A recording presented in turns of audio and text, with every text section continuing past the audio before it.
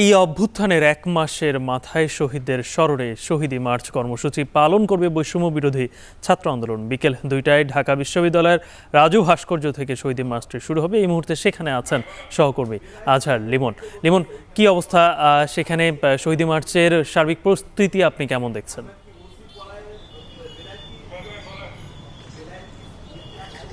শহীদ মার্চটি শুরু হবে এই রাজু ভাস্কর্য থেকে এবং এই শহীদ মার্চটি এখন থেকে আরও ৪ ঘন্টা পরে শুরু হবে, যেটি বৈষম্য বিরোধী ছাত্র আন্দোলনের পক্ষ থেকে আমাদেরকে জানানো হয়েছে যে এটি এই রাজু ভাস্কর্য থেকে নীলক্ষেত হয়ে সায়েন্স ল্যাব হয়ে সংসদ ভবন হয়ে এটি ফার্মগেট কারণ বাজার ঘুরে এই শাহবাগ দিয়ে আবার কেন্দ্রীয় শহীদ মিনারে গিয়ে শেষ হবে। যেহেতু এখনও ৪ ঘন্টা বাকি, আমরা দেখছি যে ছাত্ররা বিভিন্ন প্রান্তের, শহরের বিভিন্ন প্রান্তের যারা এই আন্দোলনে যোগ দিয়েছিল কিংবা এই শহীদ মার্চে যারা আসতে চায় সবাইকে তো এখানে দাওয়াত দিয়েছে এই বৈষম্য বিরোধী ছাত্র আন্দোলন। তো সেই সব শিক্ষার্থীরা এরই মধ্যে ছড়িয়ে ছিটিয়ে এই ঢাকা বিশ্ববিদ্যালয়ের বিভিন্ন জায়গা অবস্থান নিয়েছে।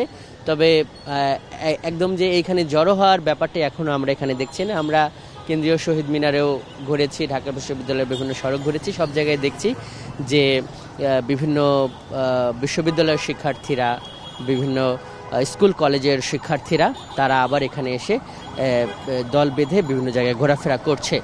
জানিয়ে রাখি যে ঠিক ১ মাস আগে এই একটা গণ অভ্যুত্থানের আকাঙ্ক্ষায় বা একটা স্বৈরাচারের পতনের আকাঙ্ক্ষায় এই ঢাকা বিশ্ববিদ্যালয়ে কিন্তু একটা গণবিস্ফোরণ হয়েছিল এবং ঠিক এই মুহূর্তের কথা যদি আমরা ধরি যে ঠিক এই মুহূর্তে কিন্তু এই ৫ আগস্ট এখানে একটা থমথমে পরিস্থিতি ছিল। আইন শৃঙ্খলা রক্ষা বাহিনী এই ঢাকা বিশ্ববিদ্যালয়ের আশপাশের বিভিন্ন সড়ক ঘিরে যে শিক্ষার্থীরা এখানে ঢুকতে চেয়েছিল তাদের কিন্তু গুলি করে বা নানানভাবে তাদের দমন করতে চেয়েছে, কিন্তু আমরা দেখলাম যে শেষ মোটামুটি সকাল ১০টা থেকে ৪ ঘন্টায় পরিস্থিতি দ্রুতই বদলে যেতে থাকে এবং তারপরই কিন্তু সারা শহরের মানুষের গন্তব্য হয় শাহবাগ এবং শেখ হাসিনা যখন পালিয়ে গেল তারপর কিন্তু গণঅভ্যুত্থানের কেন্দ্র হয়ে ওঠে এই শাহবাগ।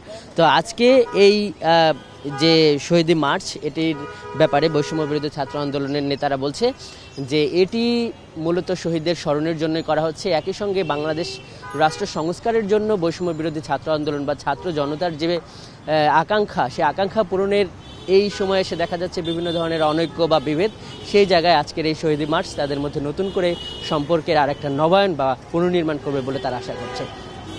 তো আমরা এখানে আছি, যখন এই মার্চটি শুরু হবে সেই খবরও গালিব আমরা এখান থেকে আপনাদেরকে জানিয়ে দিতে পারবো।